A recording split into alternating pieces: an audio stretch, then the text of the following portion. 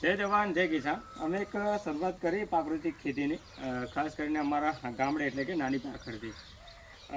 જે આ પહેલી સિઝન છે પ્રાકૃતિક ખેતીમાં મગફળીનું વાવેતર કર્યું છે। કોઈ પણ પ્રકારનું રાસાયણિક ખાતર કે કોઈ પણ પ્રકારનું દવાનો છંટકાવ નથી કરેલો, પણ જે મગફળીનો બેસાર થોડોક ઓછો છે। અને ખાસ કરીને તમે જોઈ શકો છો આ બતાવી કે એમાં આ જે પ્રકારનું આવું બધું જોવા મળે છે, કારણ કે એમાં છાણિયું ખાતર અમે ભરપૂર આપેલું છે। અને જે પણ પ્રકારની ખાટી છાશ જે પણ પ્રાકૃતિક ખેતીની અમે એક ભલામણ લઈ અને જે પણ પ્રકારના લોકો પ્રાકૃતિક ખેતી કરે છે એમના થકી એક શિખામણ લઈ અને એક શરૂઆત કરી છે।